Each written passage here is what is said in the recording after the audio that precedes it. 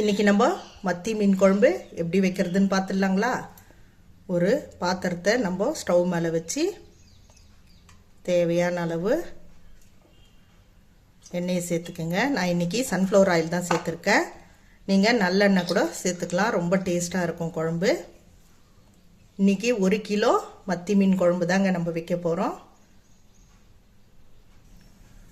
எண்ணெய் நல்லா ஹீட் ஆனதும் கடுகு, சீரகம், வெந்தயம் இது மூணுத்தையும் சேர்த்துக்கலாம். இது நல்லா பொரிஞ்சு வரட்டும்.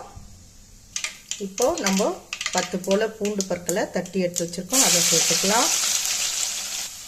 10 சின்ன வெங்காயம் நறுக்கி வச்சுருக்கேன், அதையும் இதில் சேர்த்துக்கலாம். அது கூடவே ஒரு கொத்து கருவேப்பிலையும் சேர்த்துக்கலாம். சேர்த்துட்டு நல்லா எண்ணெயிலே வதக்கி விடலாம். ஒரு கைப்பிடி அளவு சின்ன வெங்காயம், 3 தக்காளி மிக்ஸி ஜாரில் போட்டு இந்த மாதிரி அடித்து எடுத்து வச்சுருக்கேன்.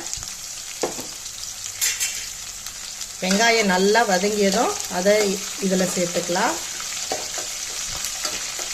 எங்கள் வீட்டில் எப்போவுமே குழம்பு கொஞ்சம் திக்காக இருந்தால் தான் பிடிக்கும், அதனால் நான் அடித்து வச்சுருக்கேன். உங்களுக்கு தண்ணியாக இருந்தால் போதும்னா நீங்கள் வெங்காயம் இதெல்லாம் எண்ணெயிலே சேர்த்து தக்காளியெல்லாம் வதக்கிட்டும் வச்சுக்கலாம், அதுவும் சூப்பராக தான் இருக்கும். வெங்காயமும் பூண்டு இந்த அளவுக்கு பொன்னிறமாக வதங்கியதும் நம்ம அடித்து வச்சுருக்க தக்காளியும் சின்ன வெங்காயமும் சேர்த்துக்கலாம். இது நல்லா எண்ணெயிலேயே ஒரு 2 நிமிஷத்துக்கு அப்படியே வதக்கி விட்டுக்கலாம். இது வதங்கும் போதே இந்த அளவுக்கு உப்பு சேர்த்துக்கலாம். இதில் கொஞ்சமாக மஞ்சத்தூள் சேர்த்துக்கலாம். இந்த அளவுக்கு எல்லாம் வதங்கியதும் இந்த ஸ்பூனால் 3 ஸ்பூன் குழம்பு மிளகாய்த்தூள் சேர்த்துக்கலாம். உங்கள் காரத்துக்கு ஏற்ப நீங்கள் சேர்த்துக்கங்க. இப்போ நல்லா கலந்து விட்டுக்கலாம் எண்ணெயிலே. இப்படி கலந்து விடும்போது அந்த மிளகாய்த்தூளோட பச்சை வாசனை நமக்கு போயிடும்.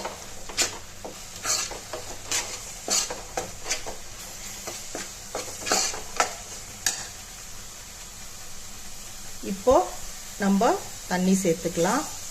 கொஞ்சமாக சேருங்க, ஃபஸ்ட்டு சேர்த்துட்டு ஒரு முறை கலந்து விடுங்க.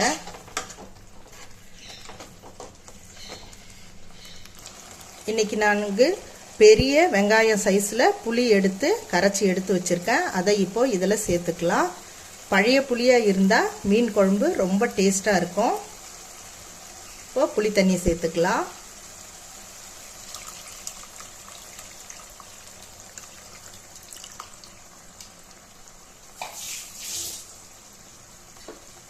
சேர்த்து விட்டுட்டு ஒரு முறை நல்லா கலந்துக்கலாம்.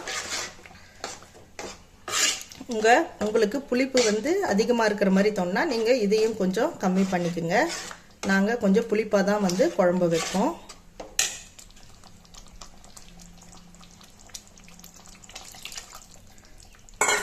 இப்போது குழம்புக்கு தேவையான அளவு தண்ணியும் இதில் சேர்த்துக்கலாம்.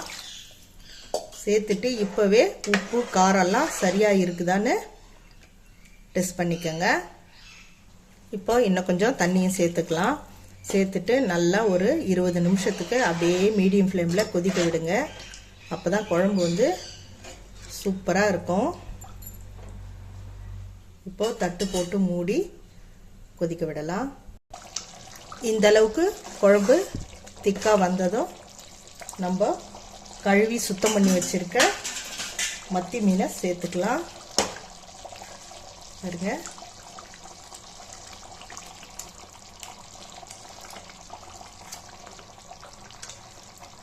தண்ணி இல்லாமல் சேர்த்துக்கங்க.